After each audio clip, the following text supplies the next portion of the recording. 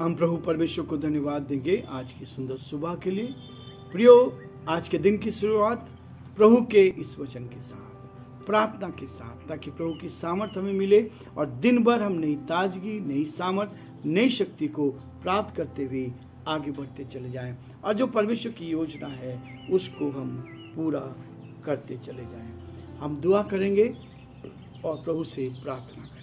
धन्यवाद और स्तुति के योग्य हमारे सामर्थ्य परमेश्वर, आज के इस दिन के लिए हम आपको धन्यवाद देते हैं। आज शुक्रवार का दिन आपने हमें दिया है कि पूरे सप्ताह आपने संभाला और यहाँ तक हमें सुरक्षित लेकर आए, इसके लिए धन्यवाद। हम चाहते हैं प्रभु आज के दिन में आप हमारी अगुवाई करें, आप हमारी मदद करें, आप हमारा मार्गदर्शन करें। जैसे पिछले 4 दिन आप हमारे साथ रहे, आज के दिन के लिए भी आपसे प्रार्थना करते हैं, आप हमारा मार्गदर्शन करें, सुरक्षित ले जाएं प्रभु जी, ताकि हम आपकी महिमा का बन सकें और जो आपकी इच्छा है प्रभु जी हमारे जीवन से पूरी हो सके। धन्यवाद देते हैं, आपकी स्तुति करते हैं कि आपने हमसे बेहद प्यार किया, आप हमारे साथ साथ हैं और आपका हाथ हमारे साथ है, दिन भर हमारे साथ रहें प्रभु जी। हम प्रार्थना विनती करते हैं प्रभु, आपकी आज्ञा का पालन करते हुए आपने कहा कि जिस प्रदेश में, जिस देश में रहते हो उस देश के खुशहाली के लिए, उनके अधिकारियों के लिए प्रार्थना करें। हम आपके वचन को पालन करते प्रभु जी, हमारे प्रदेश के लिए प्रदेश के मुख्यमंत्री अशोक गहलोत जी को आपके हाथ में सौंपते हैं। आपकी ओर से नई सामर्थ, नई शक्ति मिले और पिता परमेश्वर उनको आगे बढ़ाएं ताकि जीवन में आगे बढ़ते जाएं और प्रभु जी आपकी सुरक्षा मिले। उनके सारे मंत्रिमंडल को आपके हाथ में सौंपते हैं। हमारे प्रदेश में प्रभु जी मेडिकल डिपार्टमेंट को आपके हाथ में सौंपते हैं। आपके सभी सेवकों को प्रभु जी जो आपकी सेवा इस प्रदेश में, इस शहर में कर रहे हैं प्रभु जी, आप पूरे उनको हम आपके हाथ में सौंपते हैं। पूरे हिंदुस्तान में आपके सारे सेवकों को आपके हाथ में सौंपते हैं। एक एक प्रदेश के लिए, प्रदेश के मुख्यमंत्री के लिए हम प्रार्थना करते हैं प्रभु, हमारे लोगों को सुरक्षित रखे, हमारे लोग आप में आनंदित रहे, दूसरों के लिए भलाई करने वाले बन सके, दूसरों के लिए प्रार्थना करने वाले बन सके और आपके नाम को धन्य कह सके। हमारे देश के लिए, देश के प्रधानमंत्री के लिए, राष्ट्रपति के लिए हम प्रार्थना करते हैं, आपके अनुग्रह की दृष्टि उन पर भी बनी रहे, इस देश का संचालन आपकी महिमा के लिए कर सके। बड़े आदर के साथ हम सभी को आपके हाथ में सौंपते हैं। इस डिवोशन के लिए विशेष प्रार्थना करते हैं। जिन कानों में आवाज जा रही प्रभु जी, वो आपके वचन की गहराई को ले सके, आपके वचन को अपने हृदय में बसा सके और ये वचन हमें प्रभु जी आपका डर, आपका भय मानना सिखा जाए, ताकि हम आगे बढ़ते जाएं और संसार में उस उन्नति तक पहुंच सकें। सारी महिमा आपको देते हुए इस प्रार्थना को अपने प्रभु पे धार करता यीशु मसीह के नाम से मांगते हैं, आमीन।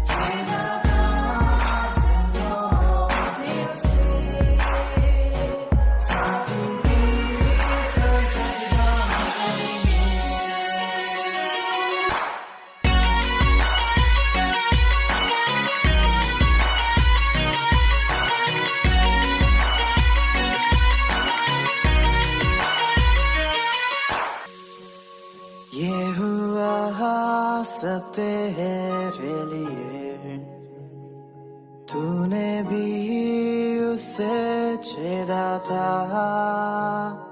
फिर भी प्यार से वो बुलाता। जाता क्यों नहीं तू उसके पास, फिर भी प्यार से वो बुलाता। जाता क्यों नहीं तू उसके पास।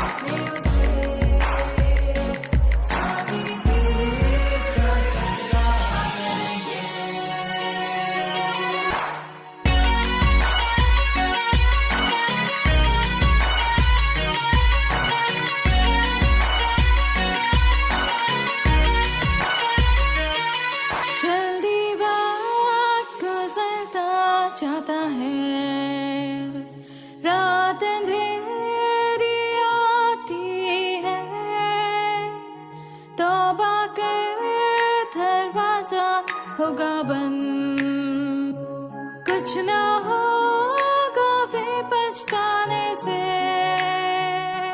तौबा कर दरवाजा होगा बंद, कुछ ना होगा फिर पछताने से।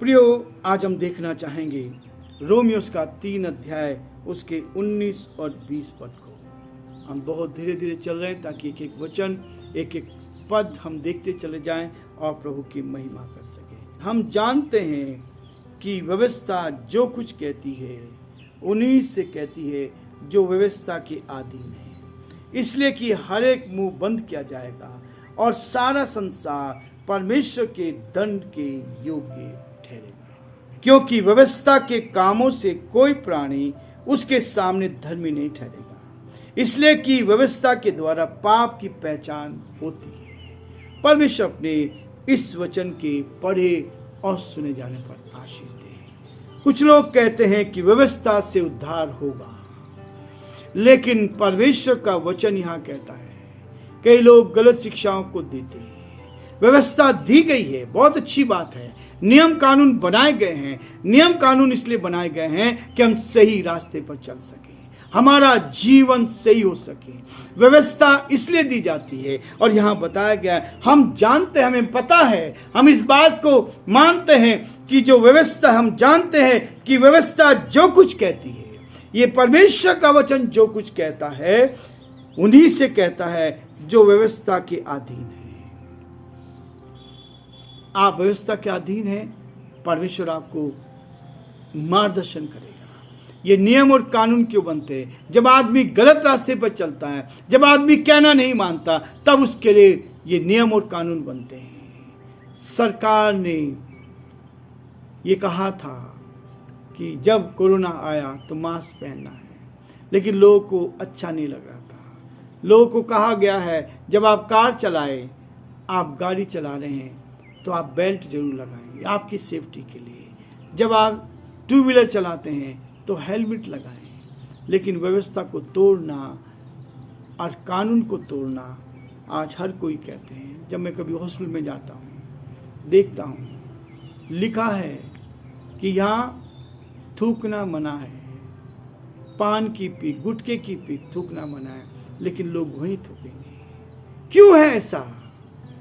क्यों है ऐसा? ये व्यवस्था जो बनाई गई है इसलिए बनाई गई है कि लोग व्यवस्था का पालन करें। नियम कानून जो बनाए गए, प्रदेश के नियम अलग हैं, देश के नियम अलग हैं और परमेश्वर के नियम अलग हैं। परमेश्वर ने हम सबको नियम दिए हैं प्रियो, ये व्यवस्था दी है। इसलिए परमेश्वर कहता है, हम जानते हैं कि व्यवस्था जो कुछ कहती है उन्हीं से कहती है जो व्यवस्था के अधीन है, इसलिए कि हर एक के मुंह बंद किए जाएं और संसार, सारा संसार परमेश्वर के दंड के योग्य ठहरे।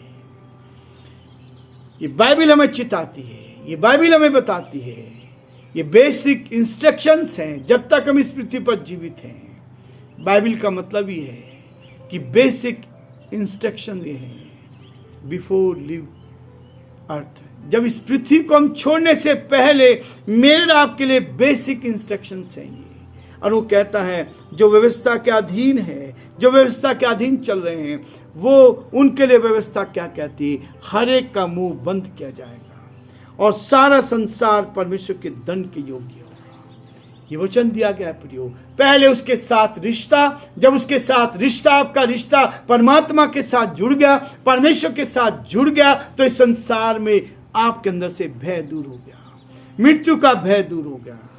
क्योंकि अब आपका रिश्ता परमेश्वर के साथ होगा। जिसने एक बार जन्म लिया है वो 2 बार मरेगा, और जिसने 2 बार जन्म लिया है वो 1 बार मरेगा।